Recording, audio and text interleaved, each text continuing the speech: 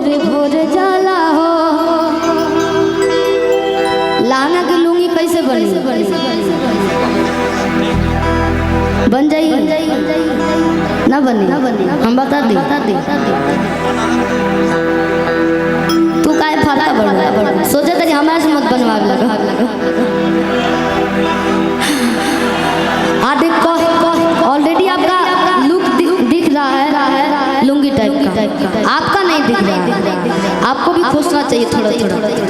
हाई georgette खाली खाली खाली हाँ हाँ हाँ। हम पहले ही बता दो मछली मरले बढ़ लो कि ना?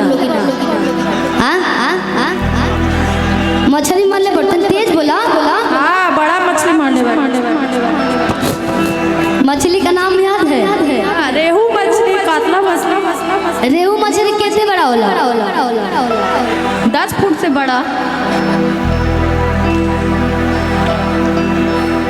बाप रे बाप, ये तो हमने के देश में नहीं, यूपी बिहार में कहीं ना देखे के मिले लोई भैया। कहाँ के रहे वाला हो? दुबई। हम दुबई बोलने वाले थे, कहीं दुबई के ना नहीं। हाँ सच्ची? कहाँ की जी? बड़ दुबई हवेली।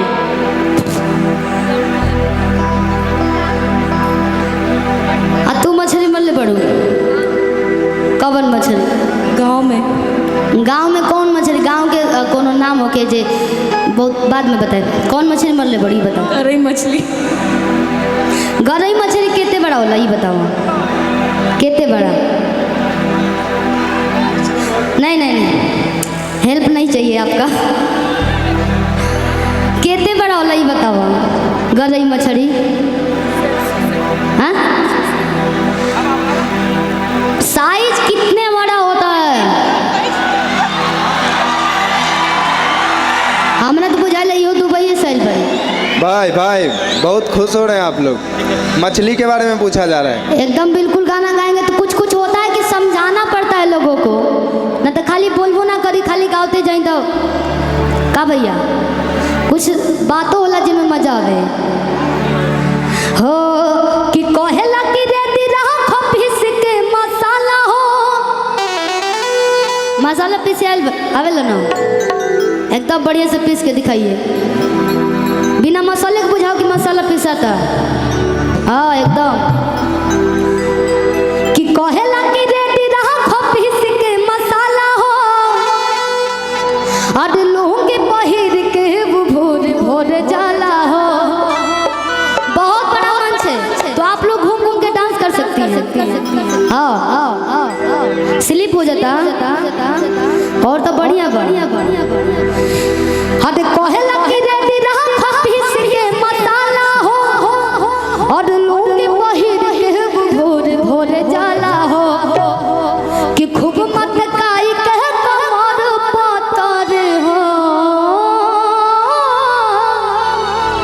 कि खूब मत काई कह कमर पातर सही मारेला हो सही ना मारेला गडहिया में गडहिया मछरी सही ना मारेला गडहिया में गडहिया मछरी। कहेला कि रेडी रहो खपीस के मसाला हो। लुंगी पहिर के भोर भोर जाला हो। कहेला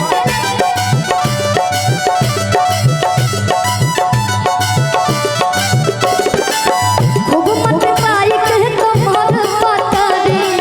खूब मत काई कह कमर पातरी सही ना मारेला हो सही ना मारेला गडहिया में गडहिया मछरी सही ना मारेला गडहिया में गडहिया मछरी।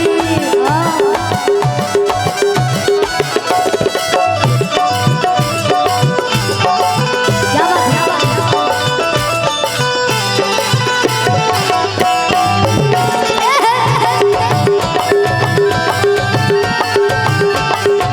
तो सही ना मारेला। छोटा छोटा म्यूजिक रही। क्या बात है?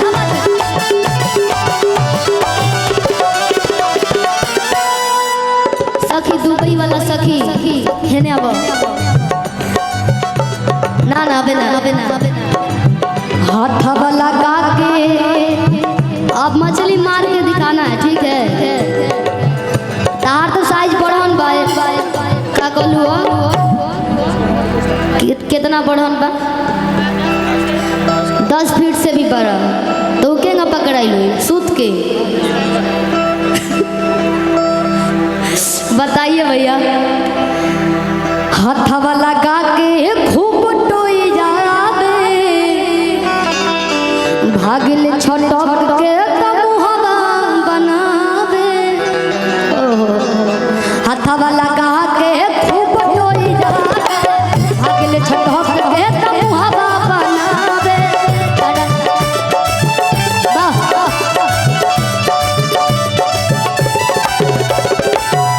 पकड़ के सीधोरी तो पकड़ कतर हो, पकड़ के सीधोरी तो पकड़ कतरी, पकड़ के सीधोरी तो पकड़ कतरी। सही न पारेला हो सही न पारेला गड़हिया में गड़हिया मछरी, सही न पारेला गड़हिया में गड़हिया मछरी।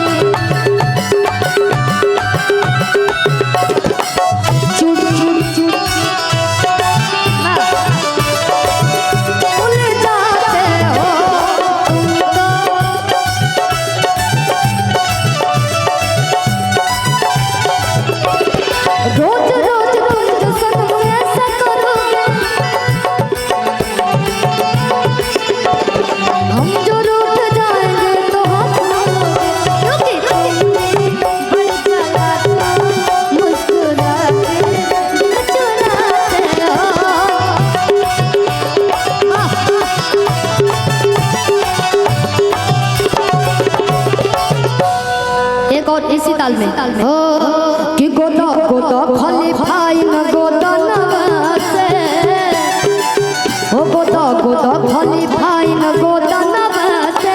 गोरे हथवा पर नाम सजनवा के, गोरे हथवा पर नाम सजनवा के। चूड़ियों पर नाम हमरा सड़ियों पर नाम बा,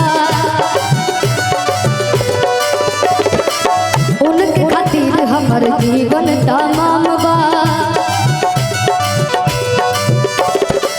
चूड़ियों पर नाम हमर सड़ियों पर नाम बा, उनके खातिर हमर जीवन तमाम बा। सरधा पूरा तमोरे मनवा के, सरधा पूरा तमोरे मनवा के। लिखो खोली भाई न गोदनवा से, हो लिखो लिखो खोली भाई न गोदनवा